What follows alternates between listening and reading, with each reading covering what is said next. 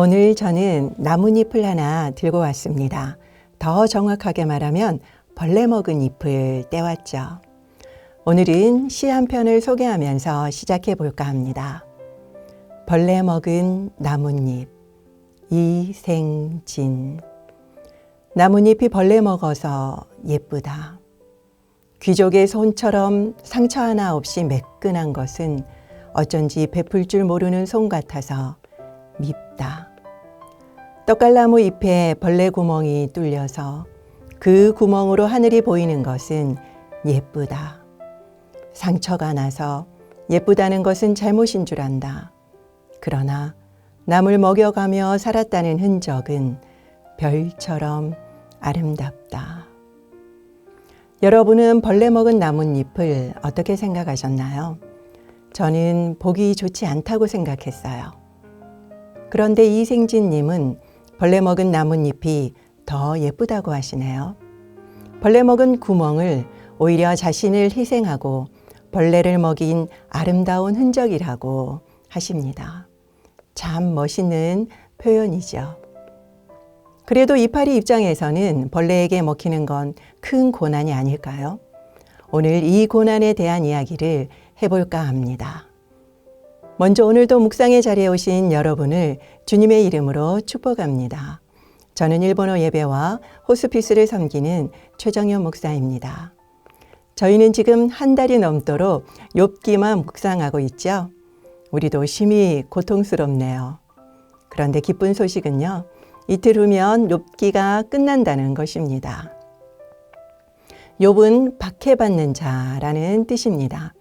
욥은 성경에 딱 2번 나오는데요. 구약에서는 에스겔서, 그리고 신약에서는 바로 야고보서에 나옵니다.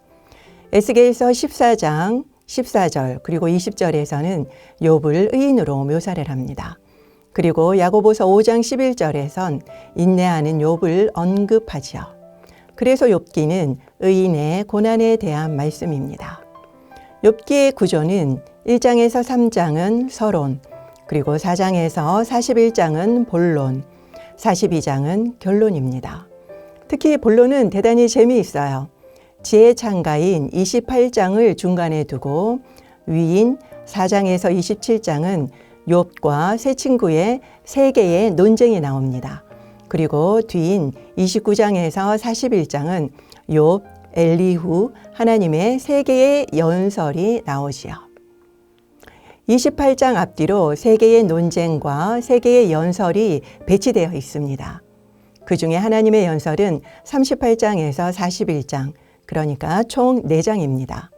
오늘 본문인 욥기 40장도 바로 여기에 해당하죠. 히브리어 성경을 보면은 욥기는 서론과 결론은 긴 글이고 본론만 시로되어 있습니다. 시로되어져 있는 본론은 논쟁과 연설 모음이라고 했죠. 그래서 흡사 랩 배틀이나 지혜 배틀이라고 해도 과언이 아닙니다. 다시 말하자면 욥기 40장은 시로 쓰여진 하나님의 연설이라는 거죠. 하나님은 2번의 연설을 하시는데 40장은 2번째 연설이 시작되는 곳입니다. 하나님은 무려 90개의 질문을 속사포처럼 쏟아내십니다. 욥기 31장 35절에 보면 욥은 지금까지 제가 잘못 산 것이 없으니 하나님이 직접 대답해 달라고 요청을 합니다. 그러자 하나님은 38장과 39장에서 자연계의 신비를 말씀하시죠. 그러나 욥은 한마디도 대답을 못합니다. 하나님은 자연계의 신비를 왜 이렇게 많이 물어보셨을까요? 그것은 네가 살고 있는 이 자연계도 잘 모르면서 어떻게 나에 대해 알려고 하느냐라는 뜻이지요. 하나님은 이 자연계보다 훨씬 큰 분이시기 때문이죠. 여기에서 주목해야 할 점은 우리가 하나님을 잘 안다고 생각하는 것입니다. 그리고 내가 하나님보다 정의롭다고 생각을 하죠. 그럴 리 있냐고요? 여러분이 고통당할 때 하나님께 불평하는 게 바로 그 증거입니다. 나라면 이렇게 두지 않는다라고 생각을 하죠. 내 판단이 하나님보다 더 낫다고 생각하기 때문에 항의하는 것입니다. 사실 우리는 하나님을 알 수 없습니다. 하나님이 보여주시는 것 그 조금 알 수 있을 뿐이죠. 그걸 우리는 계시라고 합니다. 우리는 이성과 경험의 작은 테두리 안에서만 하나님을 아주 조금 이해할 수 있죠. 그러니 제대로 하나님을 알 수도 없습니다. 그렇기 때문에 하나님의 질문에 대답할 수도 없지요. 사실 고난도 이해할 수 없어서 하나님께 물을 필요도 없습니다. 하나님은 오늘 본문 2절에서 욥을 트집 잡는 자, 그리고 하나님을 탓하는 자라고 말씀하십니다. 우리가 고난 속에 불평하는 건 전능자를 트집 잡는 것이며 하나님 탓으로 돌리는 어리석은 행동이죠. 그때 우리가 해야 할 일은 바로 욥이 4절에 보여준 행동입니다. 보소서 나는 비쳐나오니 무엇이라 주께 대답하리이까 손으로 내 입을 가릴 뿐이로소이다. 욥은 전능하신 하나님을 만나자마자 비천한 자신의 존재를 알게 되었습니다. 그래서 손으로 입을 가리고 침묵했죠. 지금까지 침묵하신 하나님께 항변해 왔는데 이제는 욥이 침묵하게 된 것입니다. 왜일까요? 그건 나의 비참함을 알게 되었고 하나님이 항상 나와 함께 하심을 알게 되었기 때문이죠. 욥이 가장 바란 것은 답보다 하나님의 임재였습니다.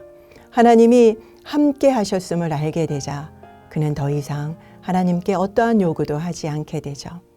하나님이 침묵하실 때 우리는 하나님이 우리를 버리셨다라고 느끼기 쉽습니다. 우리를 우리 주 그리스도 예수 안에 있는 하나님의 사랑에서 끊을 수 없으리라.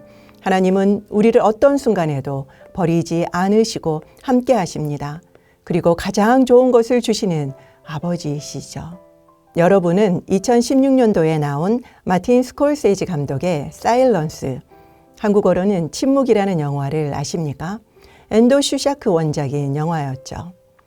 봉준호 감독이 아카데미 시상식 때 마틴 스콜세지의 영화를 보며 꿈을 키웠다 말했던 그 감독의 작품 중 하나입니다. 이 작품은 17세기 인도 기독교 박해 때 포르투갈 선교사가 배교한 사건을 모티브로 만들어졌습니다.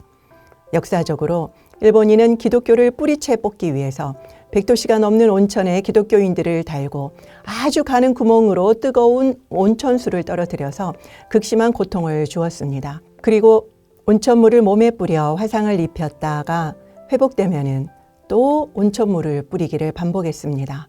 33번까지 반복한 사람이 있었지요. 바로 조선인이었습니다. 또 바닷가에 십자가에 매달아 밤마다 만조가 되면은 바닷물을 먹게 만들고 낮에는 극심한 갈증으로 죽였습니다. 또 땅을 파서 머리만 집어넣고 거꾸로 매단 채 귀 뒤에 상처를 내서 아주 적은 양의 피만 조금씩 흘려서 극도의 고통을 느끼게 했습니다. 저는 작년 일본 나가사키 박해 현장에 선교를 다녀왔습니다.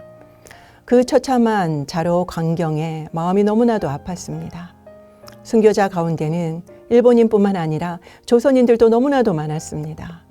꼭 여러분들과 나가사키에 가서 일본 기독교 순교와 그리고 조선인의 순교사를 함께 보고 싶습니다. 일본인은 기독교인들에게 십자가의 침을 뱉고 예수님 그림을 밟게 했습니다. 그것을 거부한 많은 기독교인들이 순교를 했죠. 선교사님은 배교하면 모두 살 수 있다는 말에 너무나도 고민을 합니다. 그때 예수님의 소리가 들리죠. 괜찮다. 밟아라. 내가 이것을 위해서 왔노라. 결국 선교사님은 배교를 선택합니다. 그리고 예수님의 그림을 밟고는 그는 통곡을 하죠. 그렇습니다. 예수님은 고난 가운데 침묵의 본을 보여주셨습니다. 이사야 53장 7절에 보면 예수님은 곤욕을 당하여 괴로울 때도 입을 열지 않습니다. 마태복음 27장 14절에도 예수님은 빌라도의 질문에 단 한마디도 대답지 않으셨지요. 침묵하셨습니다. 그래서 우리도 고통 가운데 침묵할 수 있는 것입니다. 영화에서 사람들이 하나님은 도대체 어디에 계십니까? 왜 침묵만 하고 계십니까? 라고 물었습니다. 그러자 예수님은 내가 너와 함께 있었다라고 하시죠. 주님의 침묵은 주님의 부재가 아닙니다. 주님의 찢어지는 눈물이죠. 이제 이해할 수 없는 고통의 이유를 알려고 하지 마시기 바랍니다. 고통은 이해하는 게 아니라 그냥 통과하는 것입니다. 그 고통의 결과 벌레 먹은 구멍이 우리에게도 생겼습니다. 그렇지만 벌레들을 배불릴 수 있었지요. 그리고 나의 연약함을 깨닫게 되었고 다른 사람도 이해할 수 있게 되었습니다. 그리고 그 구멍으로 우리는 높은 하늘도 볼 수 있게 되었고 우리가 맡고 있던 다른 이파리에도 주님의 빛을 비춰줄 수 있게 되었습니다. 그래서 저는 당신에게 말씀드립니다. 당신의 벌레 먹은 나뭇잎이 너무나도 아름답습니다. 기도하겠습니다. 고난을 겪으면 하나님께 원망하고 고난의 이유를 묻기에 바빴던 저희들입니다. 창조주 하나님 앞에 우리가 얼마나 보잘것없는 존재임을 깨닫고 겸손하기 원합니다. 이제 고난의 이유를 묻지 않고 침묵하며 잠잠히 통과하겠습니다. 침묵하는 하나님이 부재의 하나님이 아니심을 알고 벌레 먹어 구멍난 우리의 모습도 이제 감사드립니다. 예수님의 이름으로 기도드립니다. 아멘.